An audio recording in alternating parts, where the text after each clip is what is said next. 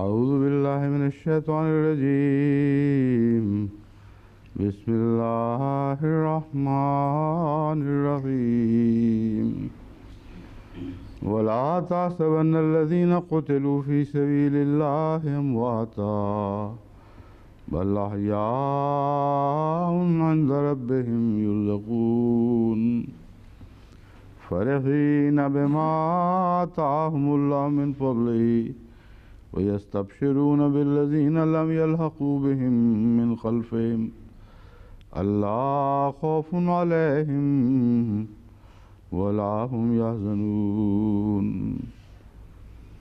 يستبشرون بنعمة من الله وفضل وأن الله لا يضيع أجر المؤمنين الذين استجابوا لله والرسول من بعد ما أصابهم القرح للذين أحسنوا منهم واتقوا أجر عظيم الذين قال لهم الناس إن الناس قد جمعوا لكم فاخشوهم إن الناس قد جمعوا لكم فاخشوهم فزادهم إيمانا وقالوا حسبنا الله ونعم الوكيل.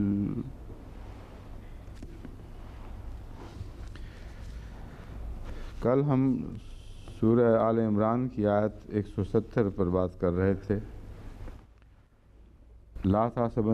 Dün diyor huzur, Al-İmran suresi 170. ayeti kerimeyi tartışıyorduk. Euzubillahimineşşeytanirracim. Bismillahirrahmanirrahim. Ve la tahsebennellezine kutili fi sebilillah envalna. Allah yolunda öldürülenleri sakın ölü sanma. Onlar diridirler. Rableri katında onlara rızık verilir. Bununla ilgili olarak ben iki ayeti kerimeyi aklıma getirdim diyor huzur. Allah'ın kendi lütfundan onlara verdikleriyle mutludurlar. Kendilerine henüz kavuşmamış olanlar için de onlara korku olmadığı ve de üzülmeyecekleri hakkında müjdeler alırlar. Huzur, bazı meseleler hala anlatılacak diyor bu ayetlerle ilgili olarak. Burada iki anlam alınmıştır. Lem yelhaku bihim min halfihim.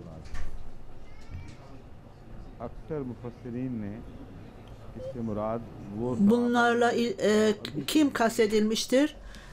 Birçok müfessir bunun henüz daha ölmemiş olan sahabelerle veya şehit olmamışlarla ilgili olanlar olduğunu söylemektedirler. Daha henüz sahabelerle buluşmayanlar, onların ruhları mutluluk duymaktadır. Çünkü onlar da bu nimetlerden alacaklardır. Ondan önceki sahabeler şehit olmuşlardır. Fakat bazıları da daha henüz şehit olmamıştır. Hazreti Müslim Maud bu anlama doğru yönelmiştir. Ben size açıkladım diyor huzur. Bu tefsirin bir bölümünü ben size daha açıklamadım. İki yol vardır burada ve lemma kelimesi geleceği şimdiki zamana çeker ve bunda bir olumsuzluk da vardır. Aynen cemaatimizde de olduğu gibi bu bilinmektedir. Ve aharine minhum lemma yelhaku bihim. Lemma kelimesi kullanılmış. Yelhaku gelecekle ilgili veya şimdiki zamanla ilgili. Lemma bunu geçmiş zamana değiştirir. Lam da onu ayrıca geçmiş zamana döndürerek bunu olumsuz yapar. Burada farklılık vardır. Lemma kullanıldığında और बईद माजी सब इकट्ठे हो जाते हैं, सब इसके अंदर शामिल हो जाते हैं। İstimrar yani bütün geçmişler मुतलक माजी के माना buna dahil edilmiştir. और इस्तिमरार Fakat lam kelimesinin शायद ले लिया जाए anlamı sadece öyle bir geçmiştir ki bu geçmişte इस्तेमाल में लाजिमन दाखिल नहीं। belli bir zaman vardır. इसी आयत को अगर Yoksa gerekli olarak belirgin bir özelliği yoktur. Örneğin aynı ayeti kerimede eğer bunu lemma yel hakubihim derseniz आखिरीन मिनहुम ondan sonra aynı stil ayette जबकि ये बात हो रही है, ahirine minhum lemma yel hakubihim'de de olduğu gibi ये इम्कान bu noktaya kadar है कि अब तक नहीं मिले, söylendiğinde henüz daha onlarla karşılaşmamış olanlar इसलिए इसको कहते हैं ये लम्मा का burada imkan ortaya çıkar. Yani bugün onlarla karşılaşmamışlar ama yarın karşılaşacaklardır anlamı vardır. मुहावरा इस्तेमाल O zaman insanlar बूंद से नहीं मिले। bu çeşit anlamı vermektedirler. Fakat burada नहीं है कि वो मिलने Allah-u Teala lem yelhaku daha henüz onlarla karşılaşmamış der. Bunun anlamı muhakkak onlarla karşılaşacaktır demek değildir. Veya henüz daha karşılaşmamıştır. Belki yarın karşılaşacaklardır. Bu müfessirler diyor huzur UP के रह गए। anlam olarak मैं भी उन्हीं की तारीफ में genel olarak aldıklarında और जैसे o दूसरे मौत की bundan sonra şehit edilecekleri de dahil edildiği gibi arkada bıraktıkları kişileri de dahil etmektedir. से ताल्लुक रखते Hazreti Müslim Maud radıyallahu anhu'nun tefsirinde bütün millet onların şehadetinden istifade etmektedir. Sadece ondan sonra şehit edilecek olanlar değil, bütün millet hatta nesilden nesile onlar bu nimetlerden yararlanacaklardır. Kur'an-ı Kerim'in bunu birkaç kişiyle sınırlandırdığı demeleri Kur'an-ı Kerim'in nimetini sınırlandırmaktır. Bundan daha iyisi bütün bu insanlar की उम्मीदें रखते हैं। arkada kalanlar bu şehitlerin arkada bıraktıkları kişilerin hepsi mutluluk duymaktadırlar ve ümitlenmektedirler ve Allah-u Teala'nın onlara verecekleri ile ümitlenmektedirler. Burada nimeti billahi vel fazla यस्तबशिरून बेनेमत bakayım मिनल्लाहि व फضल। esas kelimeler nelerdir diyor. Yestebşirûne bi nimetillahi bi fadlihi.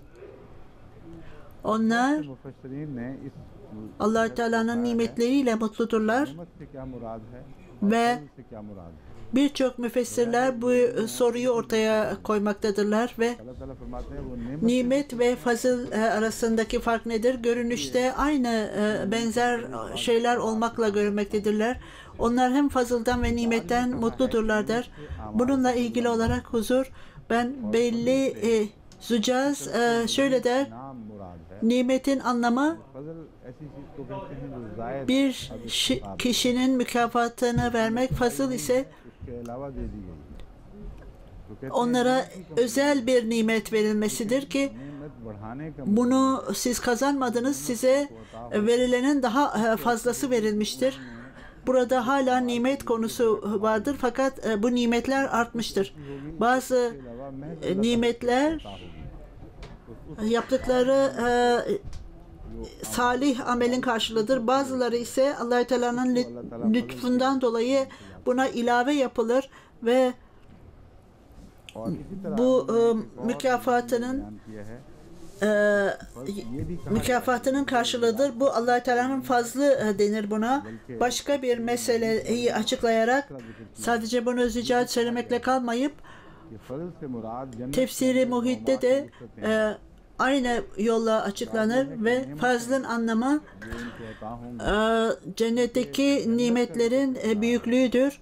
Yani onlara verilen nimetler burada cennetten bahsedildiğinden dolayı cennette ला मुतनाही artık nimetlerin sınırı yoktur. Fazıl में वुसअत वजीर होगा, mühim जाएगा बढ़ता चला sonsuz bir nimet olarak bunu açıklar ve bu cennette gittikçe daha da artan bir nimettir. यस्तब्शिरून वो खुश हैं कि अल्लाह ने उनके अजर को ज़ाया नहीं किया। बाद में ये माने लिए हैं कि अजर को ज़ाया नहीं Yestebşirûne, onlar mutludurlar ve Allah Teala onların अल्लाह कब अजर को ज़ाया mükafatlarını yok etmez. देखा था कि Huzur, अजर ज़ाया हो रहे हैं bazı insanlar bunu bu şekilde tercüme ettiklerinde नहीं करता। iyi bir tercüme değildir. माने माने ज़हन में İnsanlar चले जाते हैं, मुफस्सिरीन लिखते चले जाते हैं। mükafatlarının yok olduğunu gördüklerinde लाजिम नहीं कि फेज़ुल की हम पैरवी करें। akıllarına ne gelirse bunu yazarlar ve bunun kabul edilmesi gerekli değildir. Her şeyin edinilmesi gerekmez diyor huzur. बस सजील तस्करा फरमा देते हैं। इन बातों को कबूल करने की Urdu dilinde bazen bazı müfessirler iyi şeyler düşünürler ama bazıları kabul edilmesi kabule layık değildir. बुनियादी फ़र्क क्या है? इस गुफ्तगू में आयात में आपके सामने कुछ रखता हूँ। Nimet ile fazıl arasında ne fark vardır? Bu nedenle diyor huzur, sizlere bazı ayetleri getirmek istiyorum gözlerinizin önüne. जो दुनिया Kur'an-ı Kerim bizlere की इस्तेमाल होता है nimet kelimesinin genel konu olduğunu ve ayrıca खसूसियत के साथ bu dünyanın इस्तेमाल होता है। mükafatı ve gelecek dünyanın mükafatı olarak da kullanılır. Özellikle terim olarak kullanıldığında bu manevi makamları gösterir. हमें सूरह फातिहा में ये दुआ सिखाई गई है।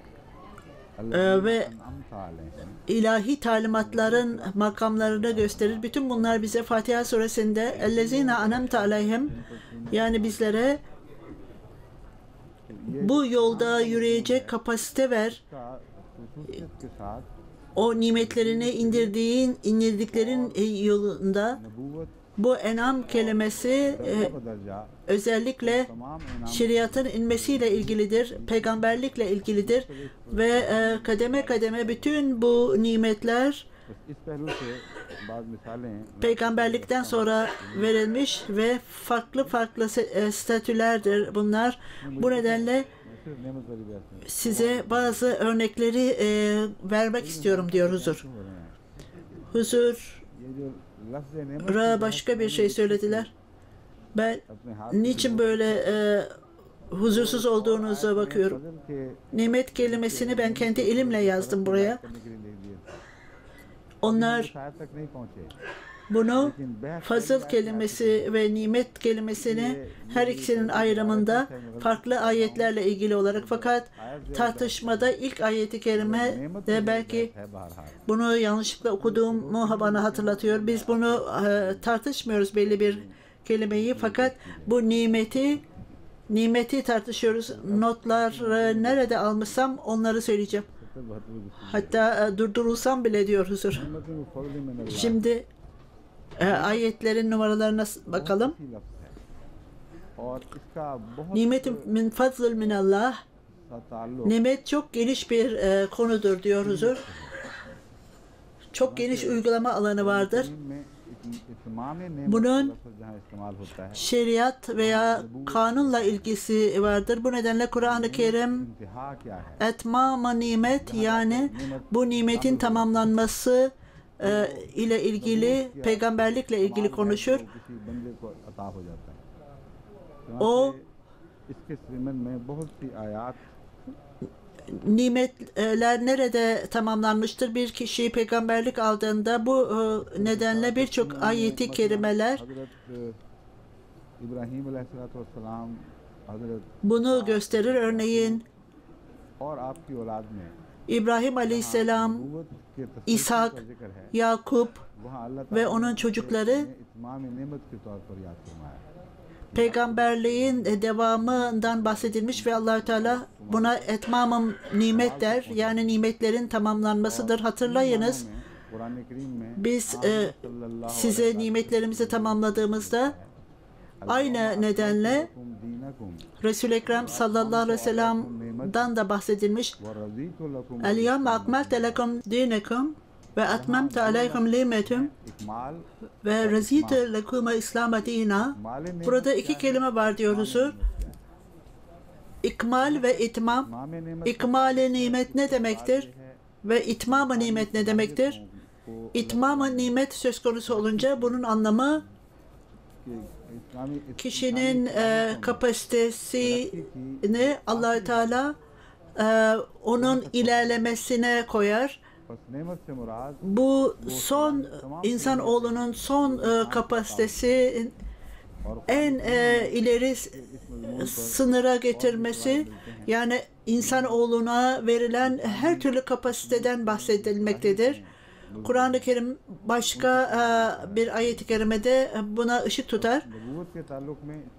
Gizli kapasitesi vardır insanoğlunun. Bu peygamberlikle ilgilidir bu referans. Çünkü nimet İnsanoğlunun kabiliyetinin en yüksek seviyesidir. Bunun ötesinde artık insanoğlu gidemez. Buna itmam-ı nimet denilir. Etmemtu aleykum nimeti Resul-i Ekrem sallallahu aleyhi ve sellem'den farklı değildir başka peygamberlerle ilgili olarak. Bunun nimetlerin tamamlanmasında kişinin kapasitesiyle ilgili olarak bu nimetlerin tamamlanmasında derin bir ilgisi vardır. Yani İbrahim Aleyhisselam'ın çocuklarına verilen nimetler Resul-i Ekrem sallallahu aleyhi ve sellem'in nimetlerinden daha fazlaydı. Çünkü Resul-i Ekrem sallallahu aleyhi ve sellem'in kapasitesi daha fazlaydı. Huzur, Resul-i Ekrem sallallahu aleyhi ve sellem'in kapasitesi daha geniş olduğunda bunun en yüce seviyesine ulaşmak daha yüce bir seviyedir. Resul-i Ekrem sallallahu aleyhi ve sellem'in nimetleri öyle yüce seviyede idi ki bu çok büyük bir şeydi ve sizin için bu nimetler bu zenit noktasına götürülmüş ve son noktasına götürülmüştür ve bunun ispatı ve bunun sonucu olarak da birçok şeyler elde edilmiştir ki bu başka peygamberlerin elde etmediği şeydir. Ekmelte lekum dinekum, yani din tamamlanmıştır. Bu kelime başka peygamberler için kullanılmamıştır. Bu nimetlerin tamamlanması peygamberlik söz konusu olduğunda bundan bahsedilmiştir. Başka peygamberlerin kapasiteleri son seviyesine erişmiş olmalarına rağmen onların dinleri son seviyeye ulaşmamıştır. Bu iki şeyi bir arada düşünmek gerekir. Resul-i Ekrem sallallahu aleyhi ve sellem'in şahsiyetinde Allah-u Teala bugün biz şeriatı tamamladık. Bu şeriatın mükemmelliği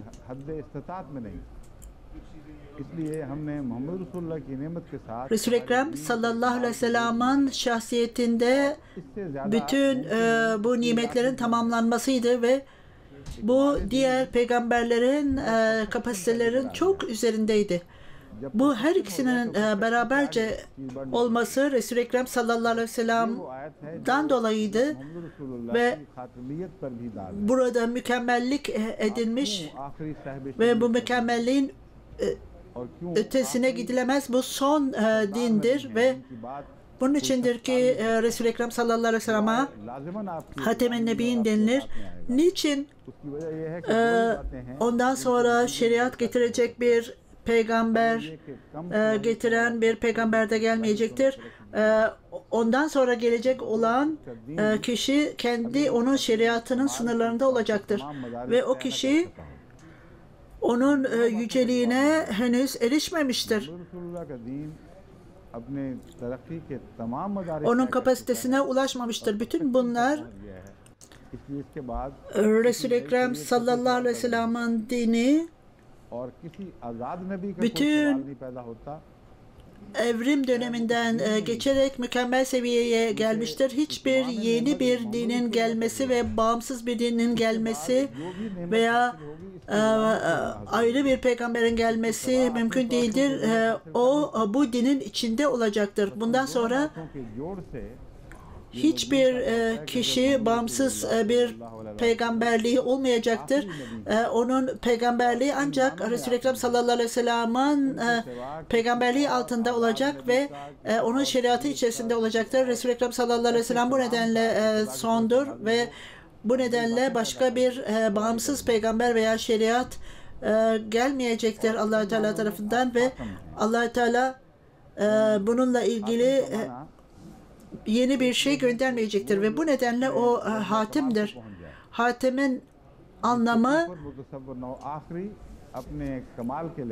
o kendi son seviyesine ulaşan demektir. Eğer bir kişi büyüklüğünden dolayı zenit noktasına ulaşmışsa, kendi güzelliği, iyiliğinden dolayı yüce seviyesine ulaşmışsa, hatem kelimesinin bu ayeti kerime ile çok derin bir ilişkisi vardır. Bu ayeti kerime başka iki ayeti kerime ile de ilgilidir. El-yevme ekmelte lekum dinekum ayeti kerimesinde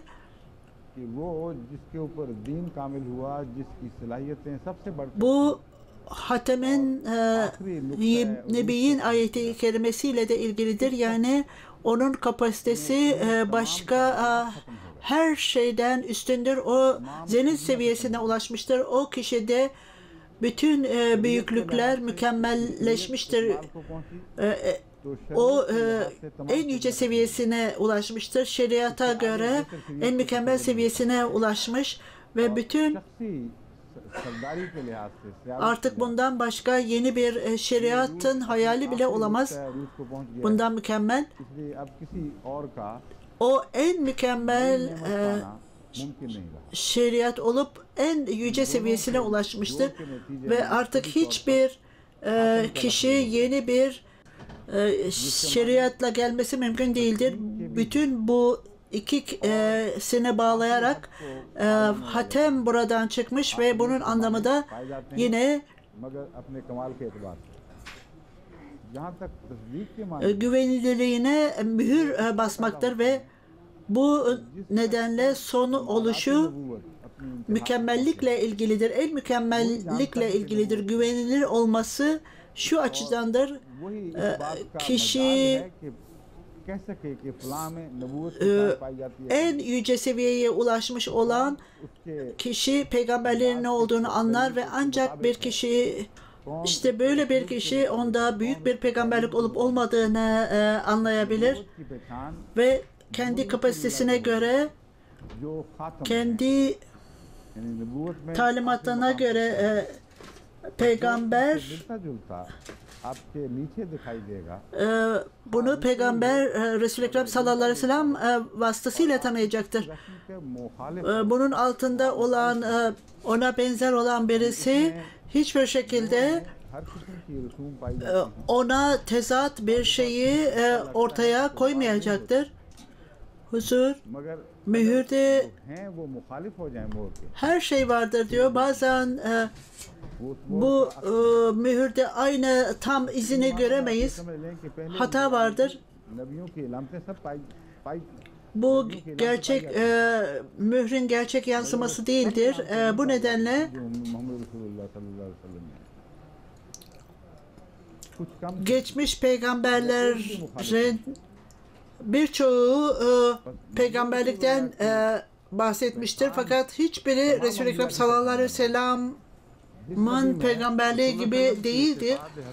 Ve onu Resul-i Ekrem sallallahu aleyhi ve sellem'i tanımak, diğer peygamberleri tanımaktır. Eğer bir kişi Resul-i Ekrem sallallahu aleyhi ve sellem'in tanınan işaretini tanımazsa yanlıştır. Resul-i Ekrem sallallahu aleyhi ve sellem'i tanıyan bu belli seviyeye ulaşmayan, çünkü onun kapasitesinin dışındadır. Fakat buna yanlış, hatalı diyemezsiniz. Çünkü ne edinmişse Resul-i Ekrem sallallahu aleyhi ve sellem'in yolunda yürümekle elde etmiştir. Böylece onu kabul etmemiz gerekir. Bu mühürden başka birisi istifade etmiş midir? Ben bunun dışında ilave başka bir tartışmaya girmek istiyorum. Bu enam kelimesi altında. Sizi anlamanız için, enam kelimesini anlamanız için bu tartışmayı daha da ileriye götüreceğim. Bazı insanlar diyor huzur, propaganda yapmaya başlamışlar ve Resul-i Ekrem sallallahu aleyhi ve sellem mühür olması şudur derler. İngiliz mollalar bunları yaymaya çalışmışlardır İngilizce konuşan alanlarda. Amerika'da, Hindistan'da reklam yapmaktadırlar ve insanlar da biz İngilizce biliyoruz, biz bunları öğretebiliriz demektedirler. İngilizce öğretiriz bunları derler. Mühür derler sadece eğer bir kişi güvenilir bir şey söylüyorsa sonunda zarfın üzerine mühür basılır ve bu mühür bozulmaz. Yani bu zarfın içine ne konulmuşsa emniyetli olarak girmiş ve dışarıya çıkartıldığında bu sondur. Bu mühüre birisi bir şey ilave ederse veya bu içinden birisi bir şey almak isterse o da yanlıştır. Yalandır. Bunu açıkladıktan sonra şöyle derler. Resul-i Ekrem sallallahu aleyhi ve sellem'in Hatem-i Nebiyyin olması bundan ispat edilmiştir. Yani onun mührü bütün peygamberlere vurulmuştur ve artık bu zarfa bir şey konulamaz veya bir şey ondan alınamaz. Evet, ben bunu kabul ediyorum diyor. Fakat diyor huzur, size bir şey söyleyeyim. Mühür vurulduğunda bu mührün içine girmez zarfın ve o dışarıdadır, zarfın dışındadır. Dışarıda kalan peygamber nimetleri verendir. Mühür vurulan şey içeridedir ve o içindedir ve bunu nasıl dışarıya çıkartabilirsiniz? İsa onun içindedir.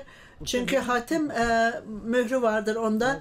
Bunu da düşünmeniz gerekir. Oradan dışarıya nasıl çıkabilir? Bundan hiç kimse dışarıya çıkamaz.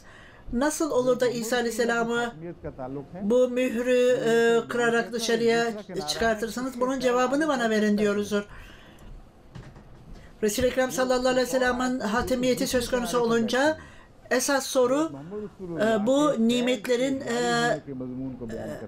nimetlerden bahseden başka bir ayet-i kerime vardır ki bu da nimetlerin devamından bahseder.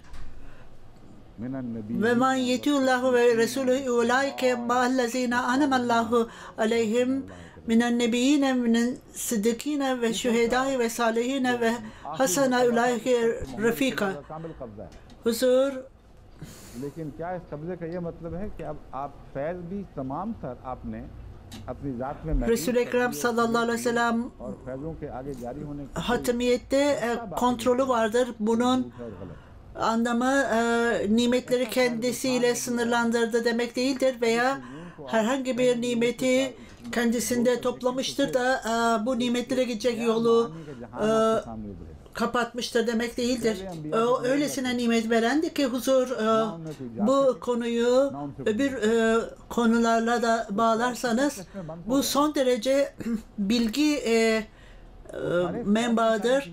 İlk peygamberler mühür ise bütün bu peygamberler, gelecek olan peygamberler nimet verecektir ve bunlar lanet vermez. Siz नेमत में सबसे ज़्यादा नेमत नबूवत है। zarfı kapatıp da tamam her şey bitti diyemezsiniz. Bütün peygamberlere nimet dersiniz. Bunların en iyisi peygamberliktir. Kur'an-ı Kerim açıkladığında geçmiş peygamberlerin hepsinin nimetleri kapanmıştır. Artık bunlar bir daha geri dönemezler. O zaman nimetler nasıl ileri gidecektir? Onların yolunu kapatan, onların nimetlerini durdurmak için değil, bunu daha iyi nimetler vermek için yapmıştır. Ve bu insan oğluna küçücük bir zarar bile vermeyecektir. Onların Resul-i Ekrem sallallahu aleyhi ve sellem'in kapısından alamadığı nimet hangi nimettir? Nisa suresinde buna ışık tutulmaktadır. Ve men yetiullahı ve Resulü. Burada Resul'den bahsedilmemiştir. Çoğul olarak bahsedilmemiştir. Din söz konusu olunca bütün peygamberlerle ilgilidir. Fakat burada itaat söz konusu olunca sadece Resul-i Ekrem sallallahu aleyhi ve sellem'den söz edilmiştir. Ve men yetiullahı ve Resulü. Buradaki açıklama devrimsel bir açıklama. Yani kim Allah-u Teala'ya ve Resulüne itaat ederse bunların ister İbrahim, Musa'ya veya İsa'ya itaat edip etmemek üzülmeyin. Ve men yetiullahu ve Resulü, aranızdan kim, burada insanoğluna hitap ediliyor, kim Allah-u Teala'ya ve bu peygambere itaat ederse nimet kapıları üzerine kapanmayacak. Bilakis daha da geniştir. Şimdi burada başka bir peygambere itaat etmenin gereği yoktur. Ülaikellezine anemallahu, Ülaike'nin de belirttiği gibi bu insanlar sadece Allah-u Teala kendi nimetlerini onlara yağdıracaktır. Fakat burada ma'allezine anemallahu, minellezine değil burada. Ve bu ulema bazen itiraz etmekte ve şuraya bakın, Allah-u Teala ma demiştir. Onlarla beraber olacaktır derler. Yani onlar o iyilerin arasından değil, onlarla beraber olacaktır. Huzur, bu çok tuhaftır. Onlarla beraber olacağız da aynı nimetlerden almayacak demek. Başka peygamberlere itaat etmek, onlara nimet verirlerdi. Şimdi onlara bu nimetler onlarla beraber olacaktır ama nimet almayacaktır. Niçin burada kullanılmıştır? Onlarla beraber geçmiş dönem bitmiştir ve onların üzerinde mühür vardır. Onlarla beraber aynen onlar gibi olacaktır. Bu nimetler, o nimetler geçmişin nimetlerine benzer olacaktır ve bu yeni insanlara verilecektir. Peygamberlik söz konusu olunca onlar onların arasında olacaktır. Fe ulaike ma'allezine anemallahu aleyhim. Onlar aynı grup olacaklar onlar, fakat onlardan olmayacak. Onlardan biri olmayacaktır. Aynı gruptan olacaklardır. Çünkü Resul-i Ekrem sallallahu aleyhi ve sellem'in ümmetinden olmak başka bir şeydir. O peygamberlik verilenlerden olacaktır. Ma'nın anlamı burada ulemanın belirttiği gibi peygamber olmamalıdır da onlarla beraber olmalıdır derler. Bu Kur'an-ı Kerim'in reddettiği bir anlamdır. Ma'allezine anemallahu aleyhim. Çünkü Allah-u Teala bu nimetlerin verildiği insanlar arasında münennebiyine hangi anlamda, niçin burada ma tekrar edilmemiştir? Bu da aşikar olarak onlarla beraber olmak tamamen yanlıştır. Onun bu ayetle hiç alakası yoktur. Minen nebiyine de peygamberlerden olacaktır ve sıddıkine sıddıklardan olacak ve şuheda şahitlerden olacak ve salihine bu salihlerden olacaktır, reform edenlerden olacaklardır.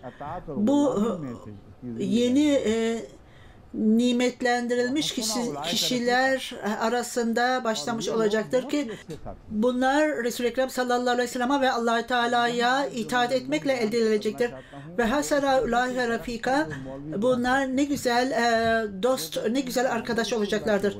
Şimdi huzur burada anlatmak istediğim konu mollaların ortaya koyduklarından tamamen farklıdır.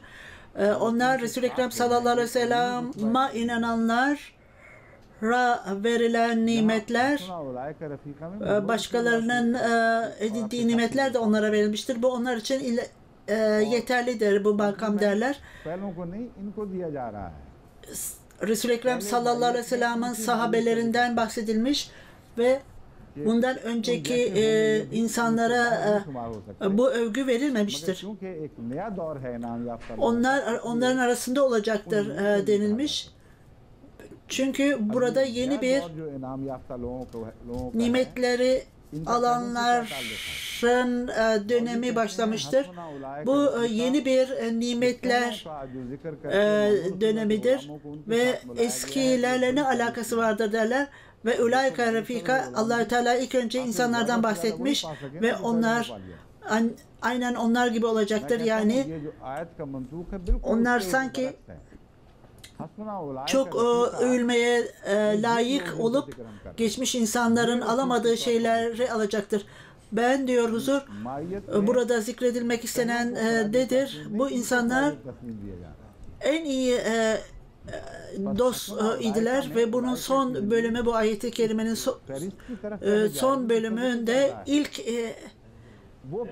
insanlar değil de onlar son insanlar ölmüştür. Onlar en iyi arkadaşlardır. Bu listeyle ilgili olarak eski insanlar buna nasıl dahil edilmiştir? Allah Teala bu insanlar Resul-i Ekrem sallallahu aleyhi ve sellem'e itaat etmekle peygamberlik ve sıddıklar arasında, şehitler arasında sayılmışlardır ve bu insanlar övünülecek insanlar olup onlara gıpta edilmelidir. Bunu edilenler çok şanslı insanlardır. Huzur, ben bununla ilgili olarak bu hadisten de bahsetmiştim. Musa Aleyhisselam bir keresinde Resul-i Ekrem sallallahu aleyhi ve sellem'in peygamberi olmak istemişti. Allah-u Teala hayır demişti. O insanlar o zamana aitti ve onların peygamberi o dönemin insanları arasından olacaktır. Ondan sonra Musa Aleyhisselam, tamam peygamberlikten vazgeçtim. Ben onlarla beraber olmak istiyorum. Allah Teala hayır dedi. Onlar senden sonra olacaklardır. Ve onlara verilen nimetler bu insanlara verilmeyecektir. Biz peygamberliği bırakalım da Resul-i Ekrem sallallahu aleyhi ve sellem'in insanları arasından olalım. Hayır diyecektir Allah Teala. Bu sadece o zaman gelecekler için olacaktır ve nimet ilk önce manevi olarak bahsedilmiş ve son olarak bunun en son makamı peygamberlik ve en sonu da peygamber Resul-i Ekrem sallallahu aleyhi ve sellem'dir. Bu nedenle nimetlerin tamamlanması en yüce seviyedeydi. Bundan önce hiçbir kişi bu nimetten bu derece Resul-i Ekrem sallallahu aleyhi ve sellem'in yararlandığı gibi yararlanmamıştı. Onun nimeti ondan sonra da devam edecektir ve nimet olarak devam edecektir.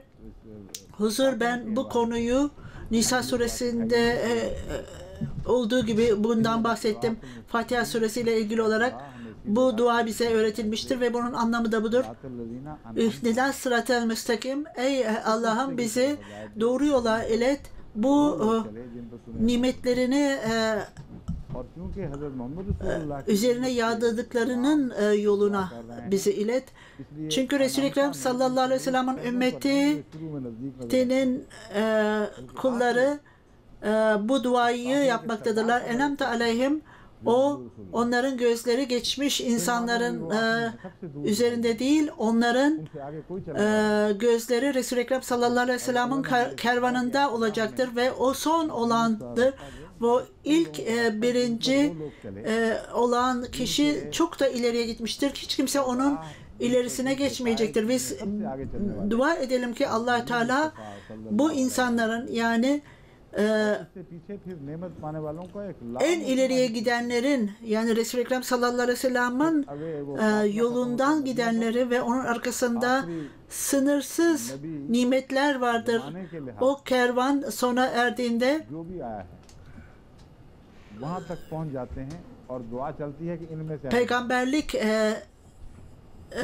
o जो रसूल kronolojik olarak peygamberlik zamanında onlarla beraber yap bizi dediğimizde o kervan insanları, kervana dahil olan insanlar अगर उस तरफ पे चलें जिस तरफ से उन्होंने ये मंजिलें तय की और इस eğer bu kervanın bir parçası haline gelmek istiyorsanız bu dua da size bu kervanın yolundan gidebileceğinizi öğretir.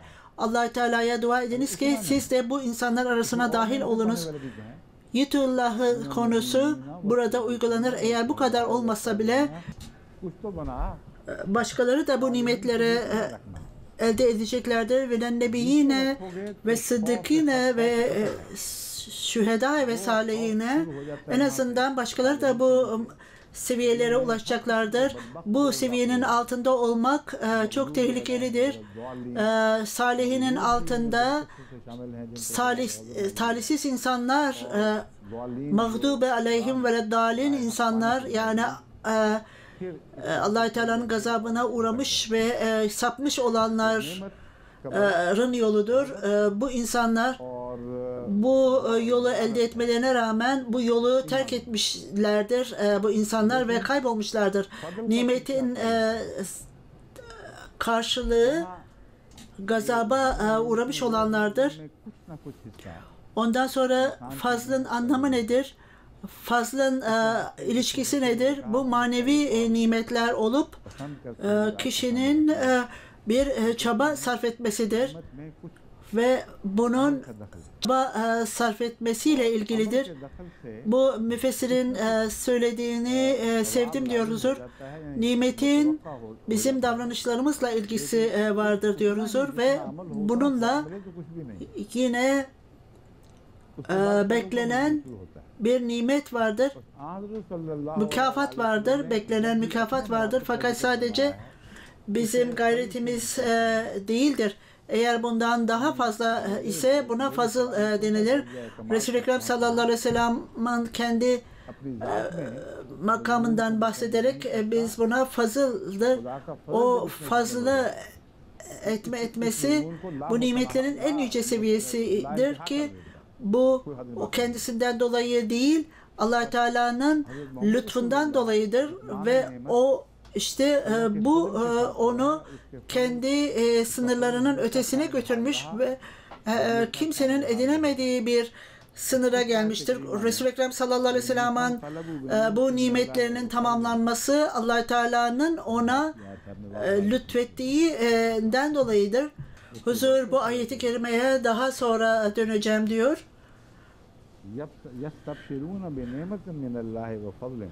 172. ayeti kerimeye daha sonra döneceğim diyor. Yestebsirune binimeti minallahi ve fedlil ve ennallaha la yudhi'u ecral müminin. Burada hangi konudan bahsedilmiştir?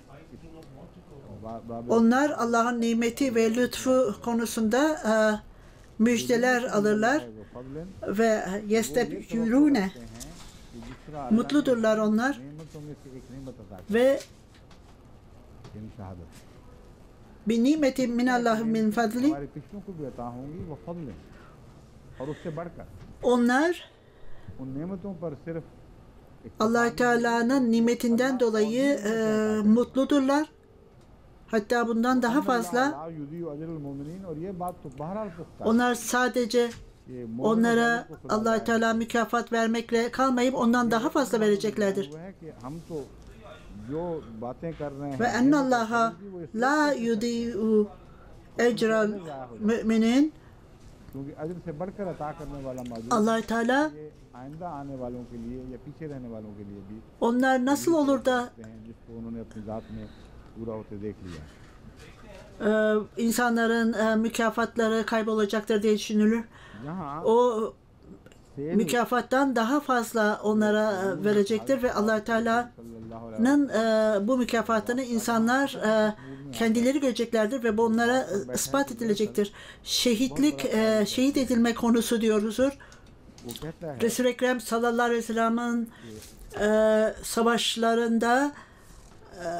savaşlarıyla ilgili olarak Seyl müfessirlerden Seyl şöyle diyor: şehitliği bu ayet-i kerime ile İncil'deki ayetle birleştirir. Bu यूहन्ना जिसे कहते हैं उसमें अक्सर और बेशतर या करीबन John kitabı, bu vahiy kitabıdır ve orada के हवाले से है और hepsi, hemen hemen hepsi उसको खुदा ताला ने जो कुछ Resul-i Ekrem sallallahu aleyhi ve sellem'le ilgili olarak Fatiha suresinde मुकाशफा है यानी ki konu, Allah Teala ona ne öğretmişse onu açıklamaya çalışmakta ve buna vahiy denilmektedir. याद आती है जो Seyl dikkatlerimizi buna çekmiş ve then I Resul-i Ekrem sallallahu aleyhi ve sellem ve onun sahabeleri ona I heard bu ayeti kerimeyi hatırlatır. Vahyi, say in a voice like thunder lambanın 7 mühürü kırdığını duydum ve and his right 4 yaratık bir given a crown and he gürültü sesiyle gel diyordu. Gözlerimin önünde beyaz bir at gördüm Rasulullah ve ona binmişti. Ona taç verildi. से मुशाबहत उसको दिखाई दी Bu Resul-i Ekrem तभी उसका जहन इस तरफ चला गया sallallahu aleyhi ve sellem'di. कहता है मुकाशफा O önceden verdiği haberde अब ये अजीब बात है कि सेल ने एक बात bu ayeti kerime ile ilgisi vardı. Bu önceden verilen haberdi diyor bu vahide. Huzur çok tuhaf diyor. Seyl bunu açıklamamıştı tam olarak. Fakat o kalbine yazılmıştı bunlar. भेड़ू भी है लेकिन Bu lambanın ilk 7 mührü kırdığını görmüş. कहते फिर मैंने Bu lamba कि उसने 7 सील्स जो थी यानी 7 मोहरें उनमें से पहली मोहर को तोड़ा kendi keşfinde ona gösterilmişti. 4 पीसेस में से एक की जो 4 Ve ilk 7 mührü kırmıştı.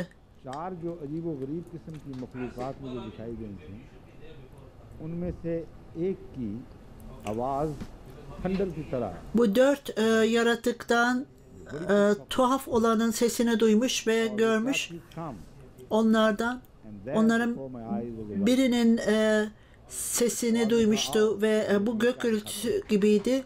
और वहाँ मेरी आंखों के सामने Gözlerimin önünde beyaz bir at vardı. and its rider held a bow O ses onu davet ediyordu उसके हाथों में एक कमान थी ve o at ve binicisi geldi. ये अता हुई और उसके सर पर बादशाहत का ताज रखा Ona and he rode for binen kişiye taç verilmişti. और वो Onda hakimiyet vardı. वो सवार आगे बढ़ता चला गया O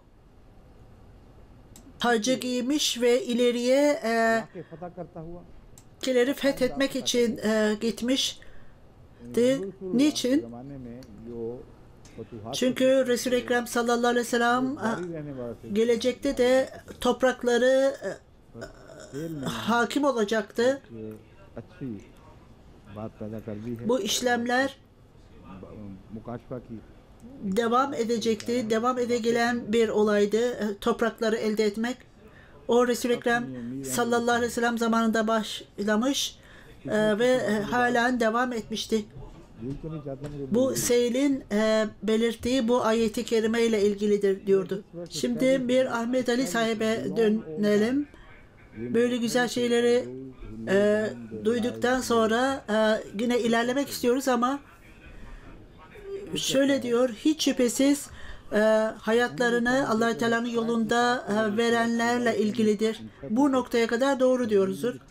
Ondan sonra birçok müfessirler bu ayet-i kerimeyi herhangi bir tefsir yapmadan geçmişlerdir. Tabii ki anlam aşikardır.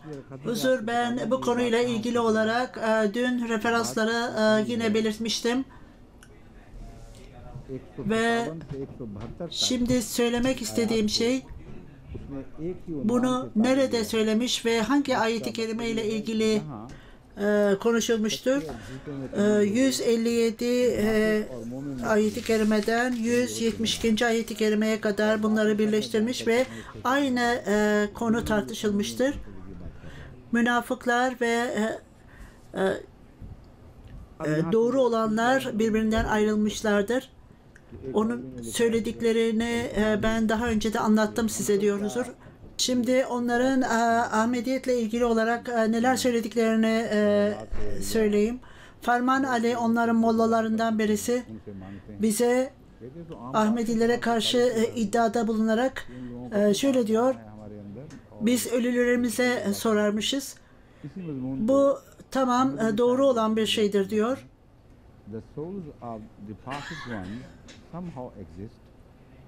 Ölüler aramıza gelir gider ve onlarla konuşuruz.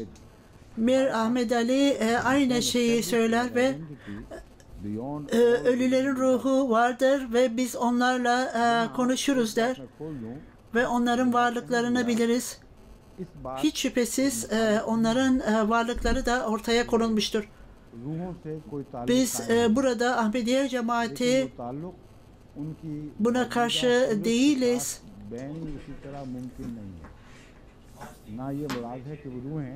Ruhlarla konuşma yapılabilir fakat bunun onların olduğu şekilde mümkün değildir. Fakat ruhlar gelip de yukarıdan bulundukları yerden bizim geçici bölgemize gelip de bizler gibi olmaları mümkün değildir. Bu doğru değildir. Diğer ispatlardan da ben bunu da söylemiştim. Ruhlar, insanların bedensel olarak gördüğü ruhlar, Mesih Aleyhisselatü Vesselam'ın da dediği gibi ben kendi gözlerimle görmüştüm. Bunun anlamı görülebilir ve aynen biz kendi gözlerimizle gördüğümüz gibidir. Fakat bu vaat edilen Mesih Aleyhisselatü Vesselam bunu açıklamıştır. Bizden ayrılan ruhlar, ölen insanlar aynı şekilde yüzleri aynı değildir. Vaat edilen Mesih Aleyhisselatü Vesselam kendi gözlerimle gördüm demesi demek, Resul-i Ekrem sallallahu aleyhi ve sellem'i gördüğünde başka keşifleri de görmüştür. Aynı bedenle kalktığı demek değildir. Bunun anlamı görüldüğünde öyle görünürler ki onlar sanki biz onu fiziki gözlerimizle görmüş gibiyizdir. Bu yolla gösterilerek onlar kendileri değil başkaları olduğu ispat edilmiştir. Onların yüzleri gördüğümüz gibi değildir. Biz onları aynı bedenle gördüğümüzde onlar aynı değildir. Ben bunları size anlatmaya çalışmaktayım diyor Huzur. Ahmediler bunu yanlış anlamamaları gerekir. Sadece vaat edilen Mesih Aleyhisselatü Vesselam'ın demek istediği başka yazıları da buna ışık tutmaktadır. Mir sahip bunu demez. O parapsikolojiden bahseder ve ruhların çağrılacağını inanır ve herkesin bilimce de ispat edilmiştir ki ruhçular ruhları çağırırlar ve onlar gelirler. Bize bunları niçin söylerler? Bizler putperestiz जब ve इतना bu çok bilinen bir durumdur तो बाकी बुजुर्गों का क्या कसूर है, वो क्यों नहीं ve bizim वो कहाँ ilahi kişilerimizin gelmesi mümkündür derler ve bu yayılmıştır. Eğer bu हज़रत अली o kadar yayılmışsa या ये diğer इशारा dindar insanlar gelmezler. मुस्लिम अलैहिस्सलातु Niçin kendi deneyimden bahsetmez? Kendisi başka İmam Hasan'ı, Hüseyin'i ile konuştum demez. Hiç bundan bahsetmez.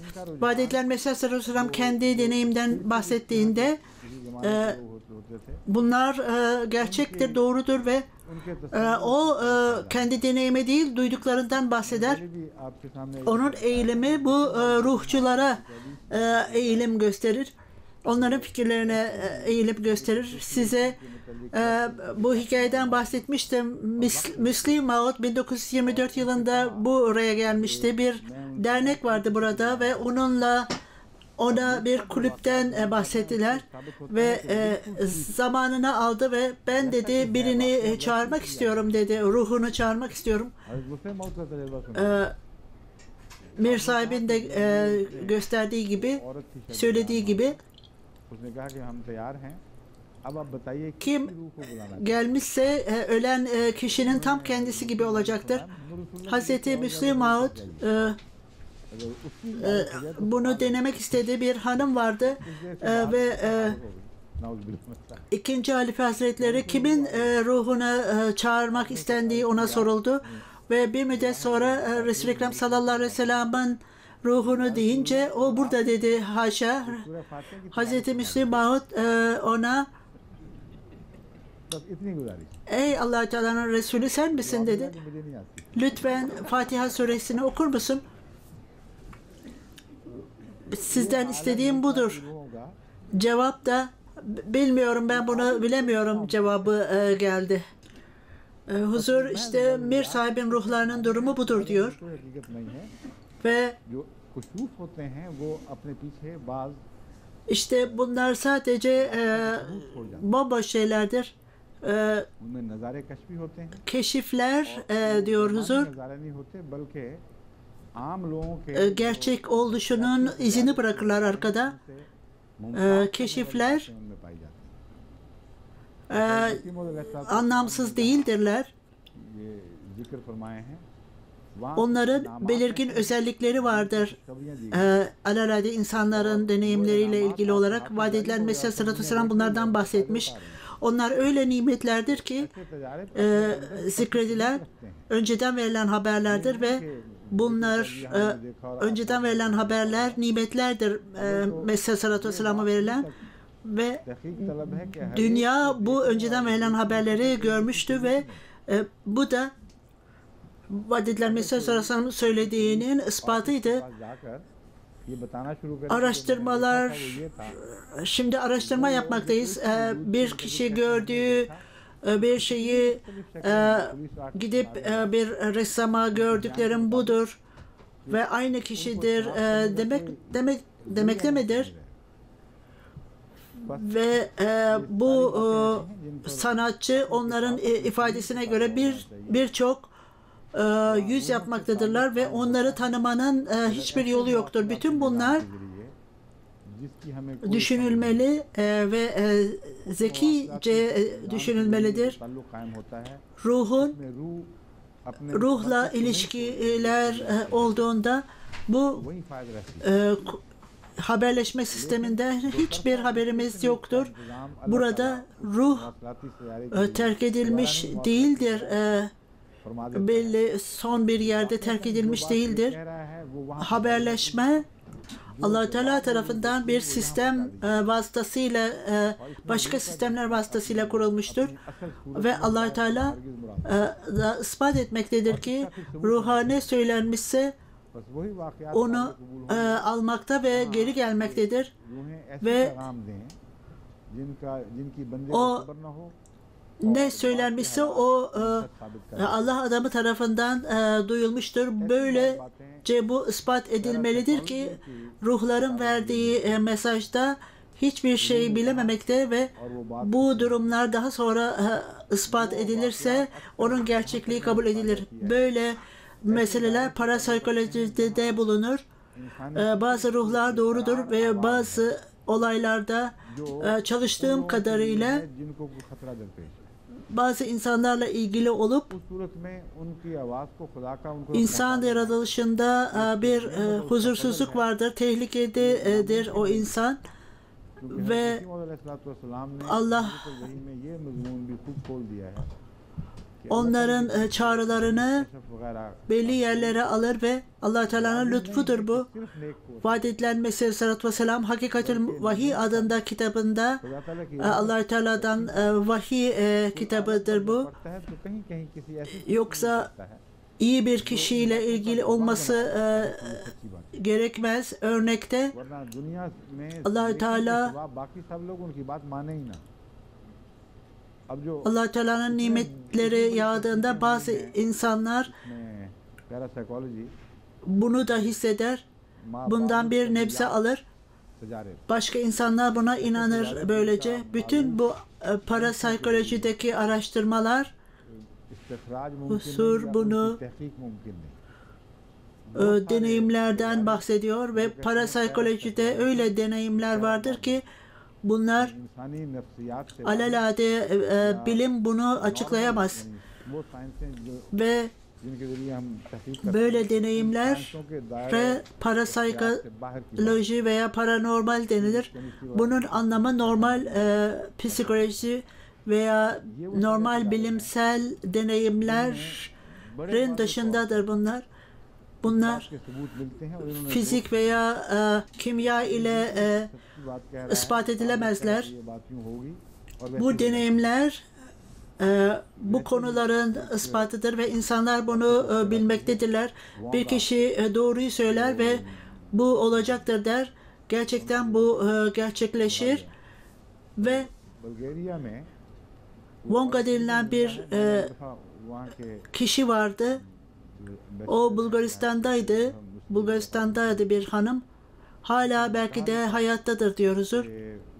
मेरे लिए Bir keresinde मिलना चाहता हूँ ben कि वो तैयारी oraya büyükelçiliğe gittim ve orada bana रोल मुलाकातें होती हैं ben onu görmek istiyorum इसको encourage नहीं ve onun deneyimlerini öğrenmek istiyorum dedi. अगर आपने कभी आना हो O bizim hükümetimizin politikasıdır ve मैं उनसे कहा कि मुझे biz başka insanların gelerek onunla konuşmasını istemiyoruz. Ama madem siz geldiniz, तो ऐसे onunla bir toplantı yapmanızı ben ayarlarım dedim.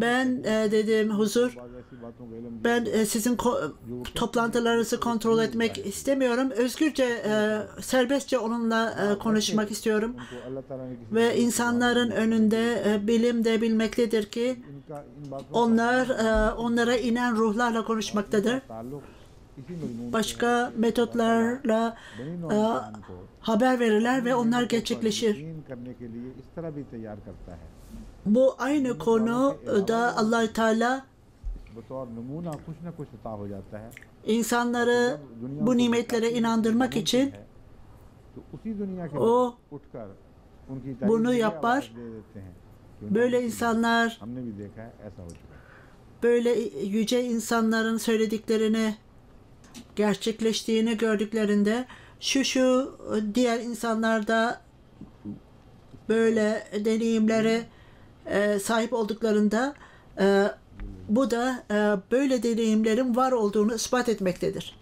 الذين استجابوا لله والرسول من بعد ما أصابهم القرح للذين أحسنوا منهم واتقوا اَلَّذ۪ينَ اسْتَجَابُوا اللّٰهِ وَالرَّسُولِ مِنْ بَعْدِ جمعوا لكم فاخشوهم مَا أَصَابَهُمُ معنا الْقَرْحُ حسبنا الله لِلَّذ۪ينَ أَحْسَنُوا مِنْهُمْ وَاتَّقُوا अल्लाह ताला اَجْرًا عَظِيمًا. लब्बैक कहा इस्तजाबु लिल्लाहि व रसूले Yara aldıktan sonra Allah ile peygamberinin emrini kabul edenlerden görevlerini tam manasıyla yerine getirip takvayı benimseyenlere büyük mükafat vardır. Ali İmran suresi 173. ayeti kerime. Yara aldıktan sonra Allah ile peygamberinin emrini kabul edenlerden, الذين أحسنوا जिन्होंने उनमें से yani yara aldıktan sonra तक़वा अजरुन अज़ीम और तक़वा इख्तियार किया है, اَلَّذ۪ينَ बहुत बड़ा ahsanu minhum vettekû ecran azim, أحسنوا منهم tam manasıyla yerine getirip bu görevlerini takvayı benimseyenlere büyük mükafat vardır. Lillezine ahsanu minhum, yani तफसीर इसे इनको बयानिया कहते हैं cevap verenlerin hepsi iyi değiller. की मज़ीद तारीफ और तौसीफ फरमाई जा रही है। Müfessirler वो लोग ऐसे हैं, bu ये मिन यहाँ तखसीस का मिन नहीं कि सिर्फ वो onlar daha fazla mutlu olacaklardır. Bu insanlar खुदा रज़ा देगा जो उनमें से minin anlamı sadece iyi olanlar demek değildir. हैं जो एहसान करने वाले हैं, Allah-u Teala'nın mükafat verdiği insanlar. वरना वो ऐसे Bunun anlamı hepsi, अल्लाह और उसके रसूल के दावत पर इस तरह Labbaik hepsine nimet verilecektir ve Allah-u Teala onların takvalarına şahittir ve onlar Allah-u Teala'nın ve peygamberinin çağrısına cevap vermemişlerdir. اَلَّذ۪ينَ قَالُوا مِنْ نَاسِ اِنَ النَّاسِ قَدْ جَمَنْدَهُ, herkesin onlara insanlar size karşı toplanmışlar, onlardan korkun demeleri imanlarını daha da arttırdı.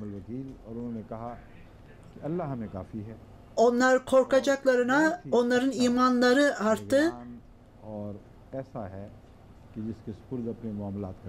Ve kâlu hasbunallah ve ni'mel vekil, Allah bize yeter, o ne güzel koruyucudur dediler. Vekil öyle bir kişidir ki siz ona güvenirsiniz. Bugün de bu geçerlidir diyor huzur. Bu ayet-i kerimeler Ali İmran suresi 173 ve 174. ayet-i kerimeler. El cevabının anlamı müfredat-ı Ragıb'a göre belli bir toprağı olmak veya belli bir seyahate kuder toprak demek Farsça bir kelime olup dağın etekleri demektir.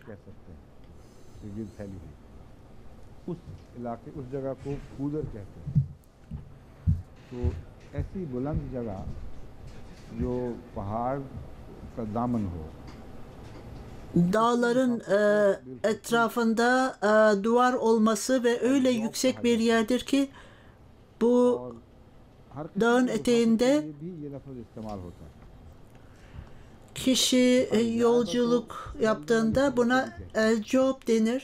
Her türlü yolculuğa bu kelime kullanılır. El-caubeti yaymak demektir. İsticabet, icabet etmektir. Bir şeyi kabul etmektir. Bu yolda Allah-u Teala İstevcibullahu Resulü, Allah-u Teala sizi çağırdığında Allah-u Teala'nın ve peygamberini kabul edin. Burada önemli olan şey bir şeyi kabul etmek,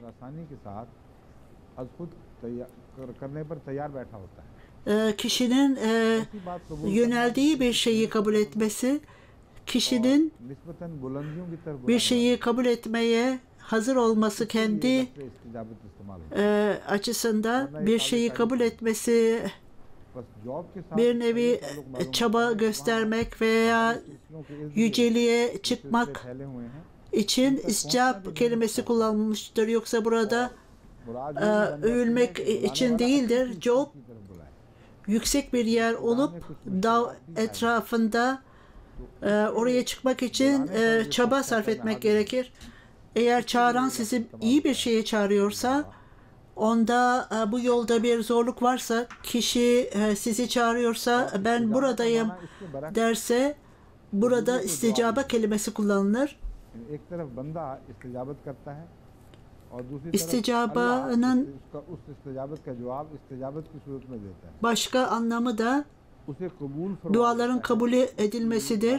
Bir taraftan insanoğlu çağırır ve Allah Teala bunu kabul eder. ये बन सकता है कि अल्लाह ताला Kişiyi dinler Allah Teala onun çağrısını, onun duasını जिनका बुलंदियों से ताल्लुक ve उसे उसकी İlk दुआ के नतीजे में वो चीजें ayetle ilgili olarak Allah Teala खुद पहुंचने की ताकत ona yücelik bahşeder.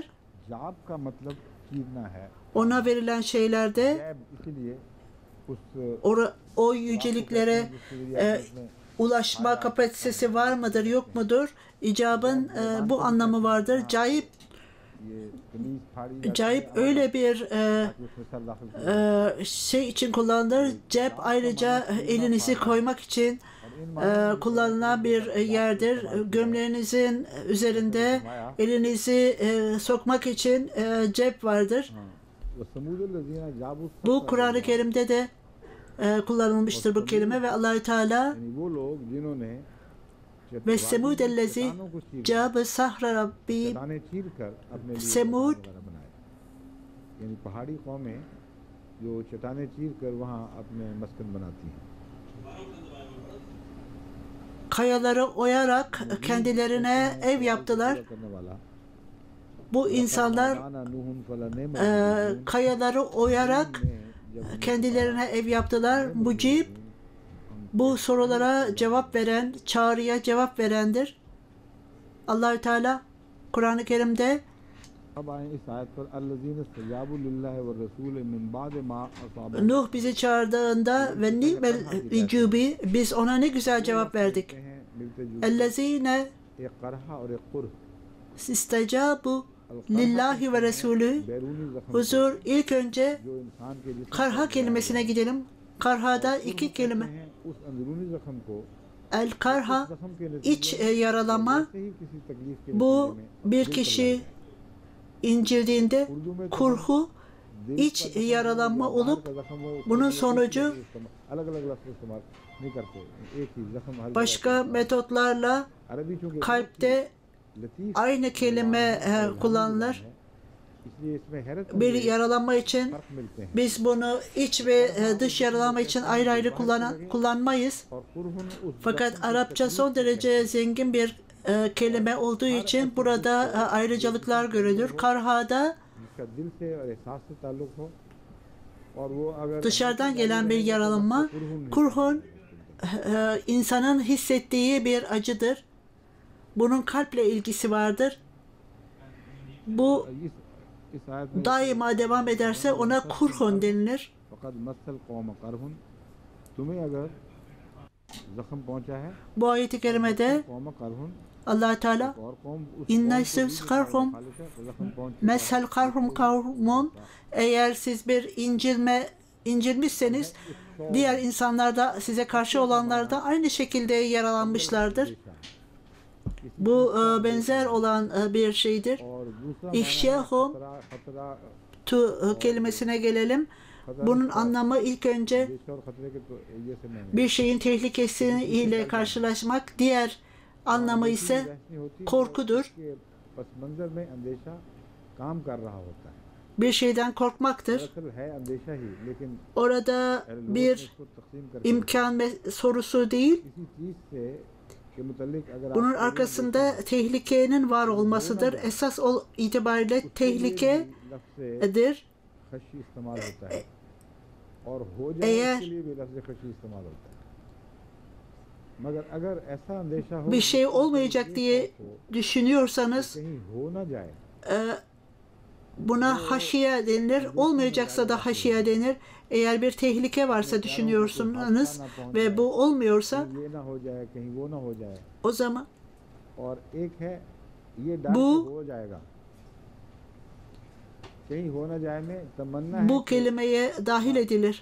ना हो Eğer korkmuşsanız bir şeyden, अपने प्यारों के sizin sevdiğiniz birine है कि वो ना olmamasını istiyorsanız ve olmamasını istiyorsanız एक खशिया इस Sizin बात की है कि मैं चाहता हूं कि sevdiklerinizle बात ilgili bir tehlike varsa ve onun olmasını istemiyorsanız, ben başka bir şey söylemek istiyorum burada diyor huzur. वो भी अंदेशा है मगर और कुछ Bir şeyin olmasını istediğimizde आदमी से इंसान fakat bu olmaması durumunda yine tehlike durumu varsa लुगत में अलग करके बयान kişinin kendisiyle ilgili olarak उसकी अलग मिसाल birisi sizi döveceğinden korkuyorsanız, böyle acı, böyle korkuya da Lama bu acıya da korku denilir.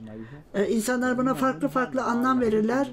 Bu ayeti kerimede उनमें से ऐसी भी हैं Allama Ragıp खशियत से खौफ से जमीन पे जा पड़ते हैं ayeti kerimede aralarında bazıları vardır ki Allah Teala'dan korkarlar. अल्लाह का खौफ Onlar yeryüzüne düşerler, kapanırlar. की नाराजगी का खौफ Konu और या उसकी हैबत के लिए भी लफ्ज़ खौफ का इस्तेमाल होता है hangi konuyla başlamışsa bu genel bir बयान कर रहा हूं मजमून, उनमें इमाम रागिब ये पेश करते हैं konu olup Allah Teala ile ilgili olup Allah Teala'nın korkusudur. Başka bir konuda खौफ का अंदेशा था İmam Razi'nin söylediği gibi तुगयानम व कुफरा biz यानी वो तुगयान में bundan korktuk. Yani या हद से bu गुजरने में, iki तुगयान असल में तो हद से गुजर जाने को कहते हैं और İkisi नाफरमानी के लिए भी इस्तेमाल हो जाता है itaatsiz,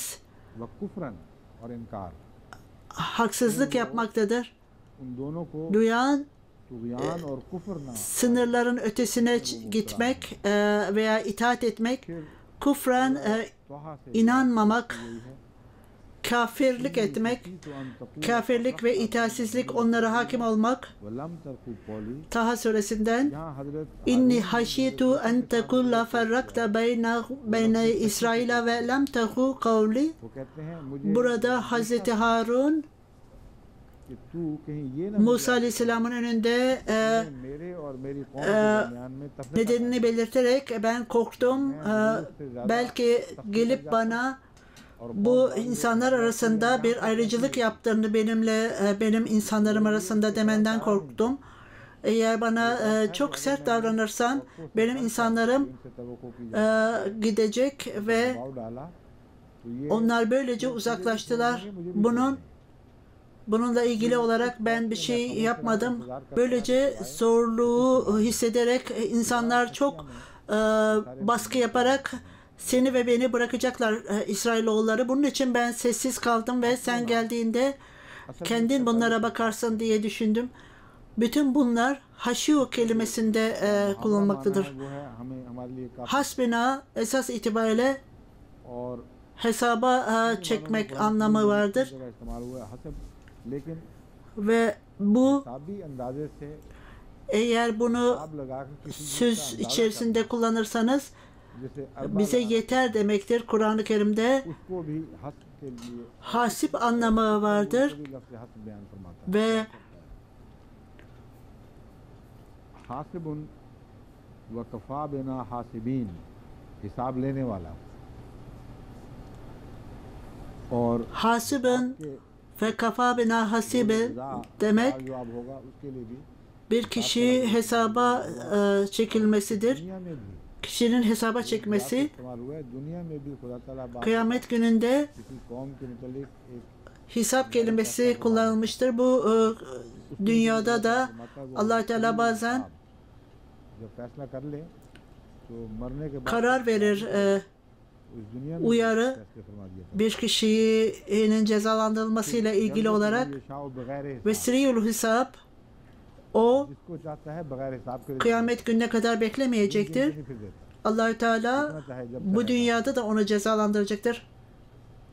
Men teşâhu ve gayri hesap, Allah Teala kim isterse hiçbir sınırsız, hesapsız istediği şekilde ona istediği gibi verir. Yerzeku bin harsillahu ve hasib, burada hesap kelimesi मुस्तकबिल की आमद के मुतालिक गौर करता öyle bir yerden verir ki या onun hesabı oraya ulaşamaz. पैदा पहुंचे वहां पहुंच जाए Bizler सबका ताल्लुक हिसाब से है तमाम मारूफ मालूम gelecekte ne kazanacağız diye hesap ettiğimizde veya oradan buradan kazanacağız dediğimizde bütün bunlar hesapla ilgilidir सब कुछ हासिल हो जाए ve तो मेरी सख्ती के दिन कट जाए। bütün bu bilinen şeyler अल्लाह ताला फरमाता है मैं जब देता हूँ बगैर हिसाब zeka olarak एक तो मैं हिसाब biz bunu eğer bu olursa ben buradan şuradan para alabilirim.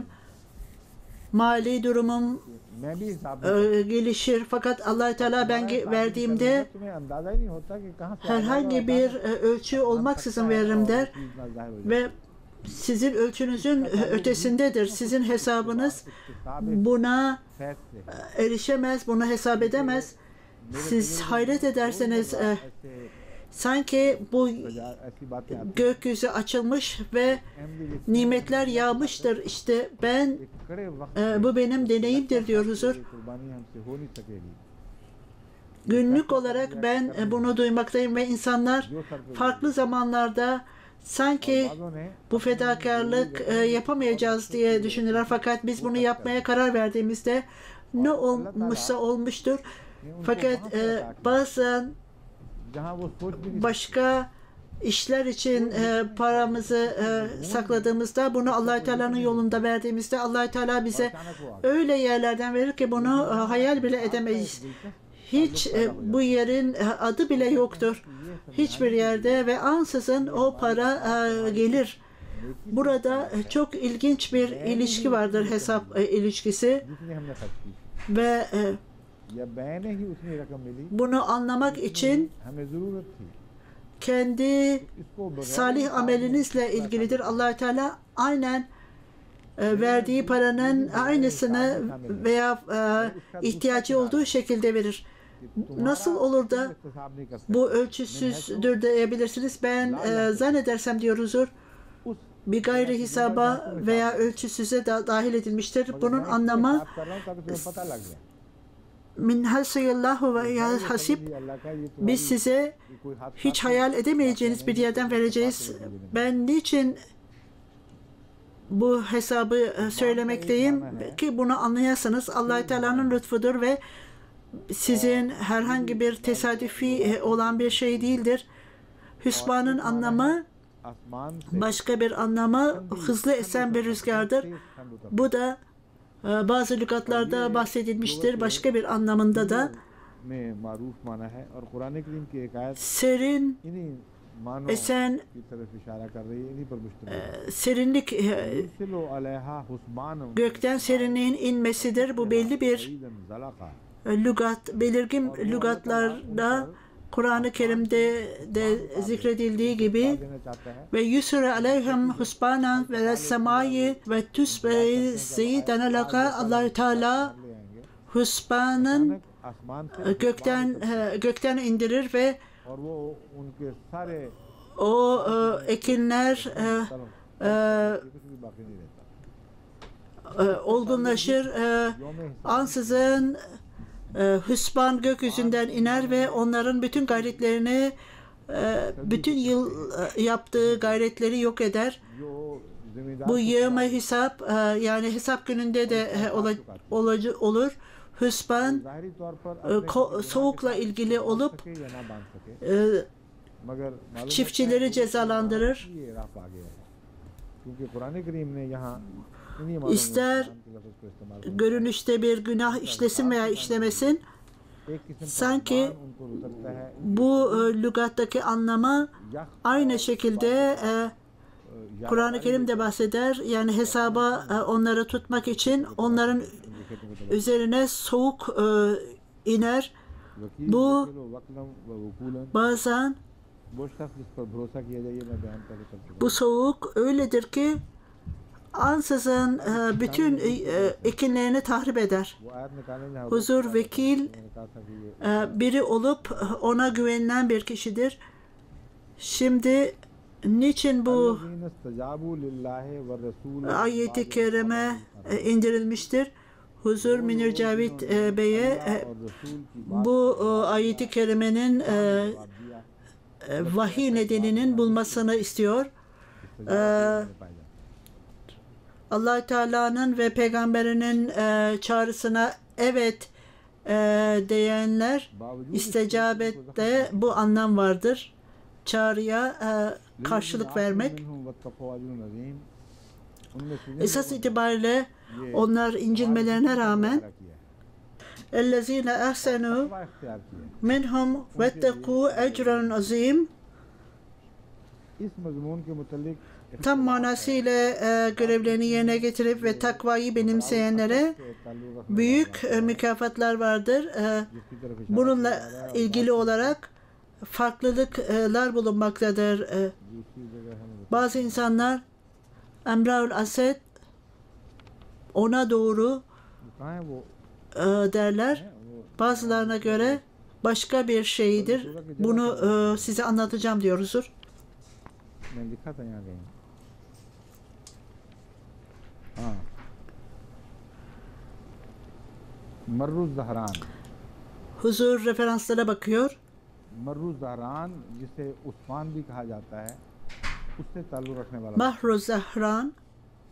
एक वाक़या तो मैं आपको पहले बता चुका हूँ Mahru Zahran'a da Isfan denilir. कि हज़रत सल्लल्लाहु अलैहि O yerde gerçekleşen bir olaydır.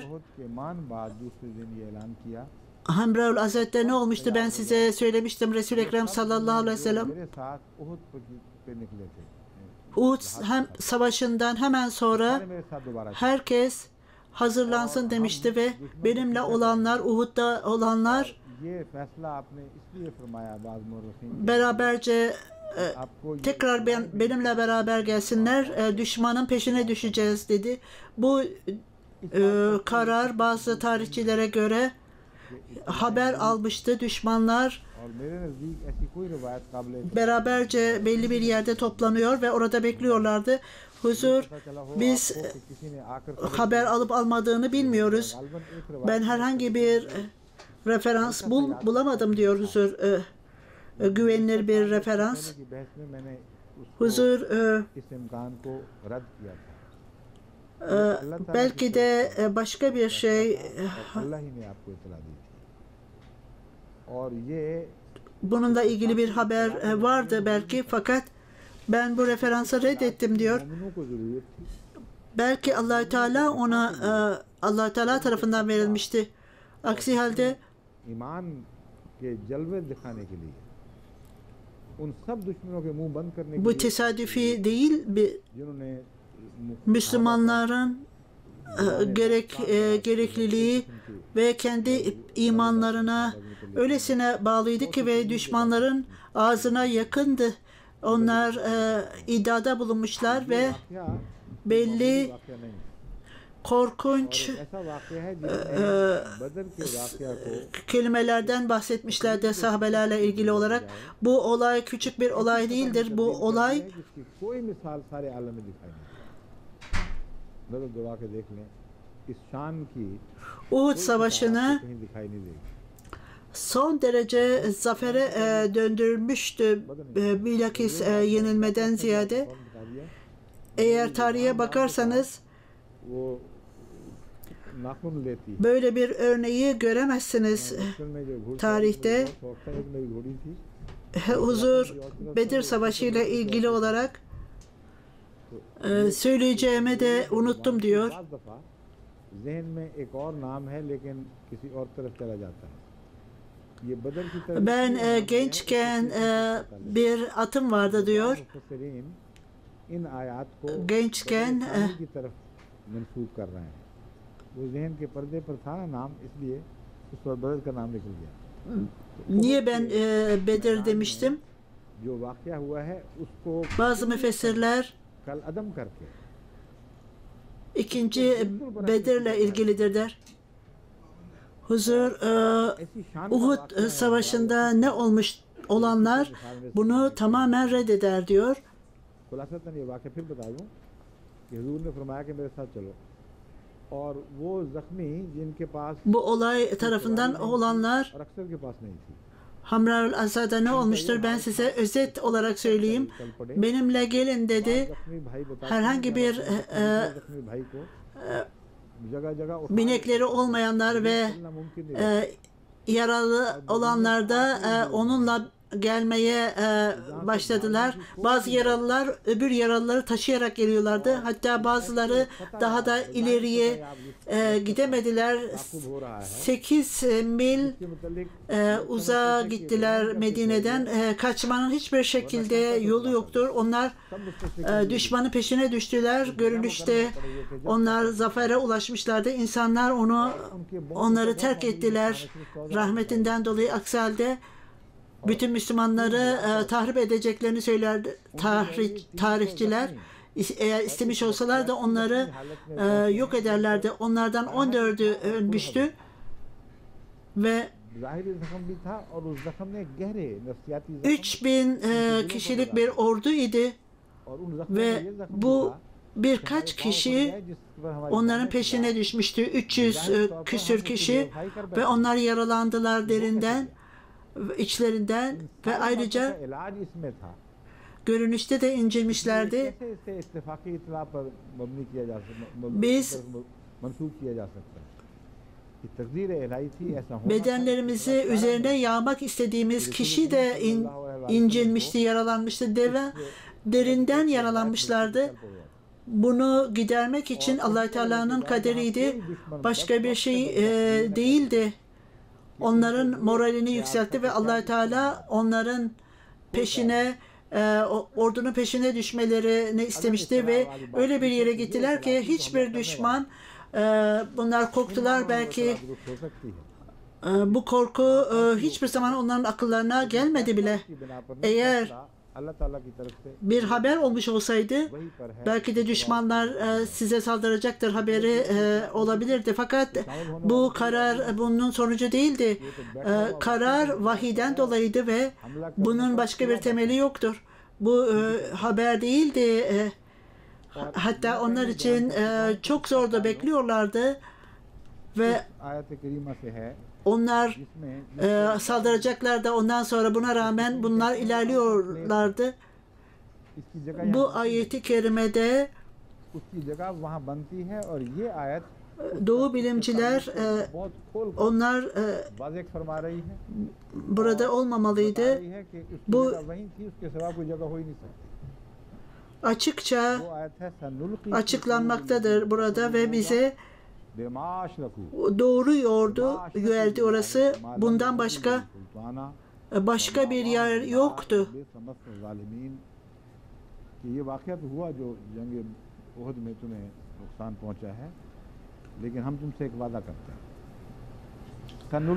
Bu olay olduğunda yani düşmanların peşine düştüklerinde Uhud Savaşı'nda yaralandıklarında biz sana söz veriyoruz. Çok yakında diyor Allah Teala, çok yakında onlara korku salacağız onların kalplerinde. O putperest olmalarından dolayı, kendi putperestliklerinden dolayı onlara korku salacağız kalplerine ve onların kalacakları yer cehennemdir.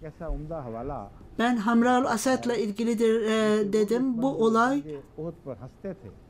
düşmanların yanlış olduğunu ispat eder.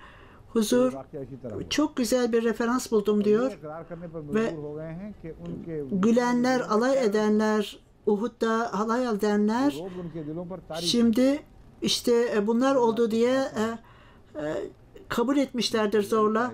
Düşmanların kalpleri kendi kalplerinde korku yarattı. Ben sizin bununla ilgili olarak size bir şey söyleyeyim. Veri Efendi bu doğu bilimcilerden birisi. İlk önce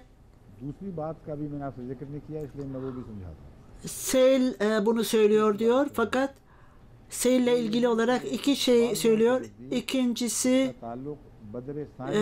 den bahsedeyim. Ondan sonra bu aşikar olacaktır. Sonra buna geleceğim. Bazı insanlara göre bunun Bedr-i Sani ile ilgili olduğunu söylerler. Huzur, ben bu ismi yine söyledim. Bedr, Tahran, Utfan, öyle bir yer ki oraya gitmeden önce Ebu Süfyan Emre-ül Hasad olayından sonra बदर का बदला वहाँ मौके पर लिया जाएगा। Bizler gidiyorduk ama तो मुराद थी कि अभी हमारे geleceğiz geriye ve sizi cezalandıracağız. Bu बदर sefer का मुकाबला बदर Bedir dolayısıyla मगर असल तो मजा उस वक्त आएगा जब बदर के मैदान में बदर का बदला लिया जाएगा और हम वहाँ आएंगे। इसलिए और आइंदा साल आएंगे, वक्त बता गया था किस वक्त आना है, सब बातें Bedir'in öcünü alacağız ama biz ödülümüzü अगले साल yine tam olarak öcünü alacağız Bedir'in. उस मैदान में अपने साथियों के साथ पहुंच गए और अबू सुफियान नहीं आया, Nerede ve nereye geleceklerini इसलिए कि Resul-i Ekrem sallallahu aleyhi ve sellem gelecek yıl aynı yere, aynı noktaya geldiler ve Ebu Süfyan gelmedi. Niçin gelmedi? Çünkü इस आयत ने अमल दिखाना था। korku अल्लाह ताला फरमाता है yine दो दफा उसने वो अमल दिखाया, bu क्योंकि हज़रत सल्लल्लाहु अलैहि Uhud'un sonucu उस बदर सानी के मौके पर खुद ये Allah Teala bunu 2 kere yapacağını söylemişti. Bu nedenle Resul-i Ekrem sallallahu aleyhi ve sellem वो वाकया दूसरा है जो एक साथ ikinci Bedir'de kendisi उस bu वाकये की तफसील मैं बाद में Allah Teala'nın बता रहा हूँ। düşmanlar, Allah Teala'nın korkuttuğu düşmanlardır. Bu gelmedi. Onlar gelmedi ve 1 yıl sonra gerçekleşti bu. हमराउल असद की तरफ इशारा करती है। Bu olay उस्मान वाले वाकया की तरफ। Seyl'in दूसरा ये कि ortaya koyduğu soruda bu, ilk önce bu ayet-i kerime और सेल कहता है मैं समझता हूँ Hamraul Ased'le ilgili रिवायत ज्यादा कवी, ve bazılarına göre ये मजमून है जिस पर अब गुफ्तगू होगी। başka olayla ilgilidir. Seyl'in düşündüğüne göre zannedersem Osman'ın referansı daha güçlüdür. Biz bunlarla ilgili olarak konuşacağız. Veri Muhammed sallallahu aleyhi ve sellem'e bu haber geldiğinde Uhud savaşından sonra düşmanlar pişman olarak geri çekilmiş ve Medine'ye çekiliyorlardı. हमराउल Asad Onunla beraber olanları çağırdı ve tekrar düşmana karşı koymak için kasabadan 8 mil uzakta bu uzun bir ifadedir diyoruzdur. Resul-i Ekrem sallallahu aleyhi ve sellem Uhud Savaşı'ndan sonra düşmanlar huzursuzluk yaratıyordu, huzursuzluk hissediyorlardı. Başarmaya karar verdiğimiz şey daha gerçekleşmedi. Fakat geri çekiliyorlar ve Medine'ye dönüyorlardı. Etrafındaki kişileri, savaşta beraber olanları çağırıyordu Resul-i Ekrem sallallahu aleyhi ve sellem. Ona bağlı olanlar, Uhud Savaşı'nda onunla beraber olanlar, birkaçı kaldı demek değildir bu. Ve sonunda, savaşın sonunda onunla Uhud Savaşı'nda olanlar demektir. Emre-ül Asad söz konusu olunca düşmanların peşine düştüler. Emre-ül Asad'da ve Medine'nin 8 mil dışındaydı ve onlar taşıdılar ve aralarından bazıları öylesine kötü durumdaydılar ki yaralanmışlardı ve zorla gidiyorlardı. Öyle kelimeler kullanmıştı ki 2 anlamı vardı. Onları öveceklerine onlar arzularını gerçekleştirmek için öylesine arzular içindeydiler ki yaralı olmalarına rağmen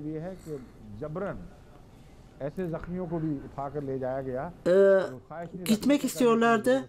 Onlar zorla taşındılar demekle sanki zorla onları götürmüşler gibidir. Burada tek bir referans bile yoktur bu konuyla ilgili. Zorla gittikleri konusunda bu anlama sığmıştır. Herhangi bir itiraz edilirse onların hepsi İncil'de demek istedim diyecektir. Onlar kararlarını değiştirerek geriye döndüler. Fakat लेकिन एक panic fear ने उनको पकड़ लिया onlara öyle bir korku geldi ki onların kalpleri उन पर तारी हुआ titremeye başladı. Bunun anlamı, और उस रोग के नतीजे bunun sonucu, bu terörün sonucu, korkunun sonucu जाने पर मजबूर हो गए Medine'ye geri dönmekten başka bir çaresi olmadı. İslamiyet'in düşmanları देर पहले तक bir müddet फतेह कुरैश या फतेह अहले मक्का को önce जाने बजा रहा था और कहता इस तरह जलील और रुस्वा किया इस तरह उनको तहस नहस करके रख दिया düşmanlardan bahsediyor ve उनके रहम पर था düşmanların Müslümanları tahrip etmesinden bahsediyorlardı. वाक़या हो गया Ondan sonra da उस दुश्मन की bu Emre el-Asad'da oldu ve düşmanlar korktu ve bu yaralılar onların peşine düştüler ve onları, bu ne biçim terörmüş, bu terör, bu korku في قلوب الذين كفروا الرعب بما أشركوا Allah-u Teala, ben söz verdim ve çok yakında इसलिए तुम्हारे सब जख्म धुल जाएंगे düşmanların üzerine korku inecek ve bütün sizin yaralarınız daha iyi olacaktır.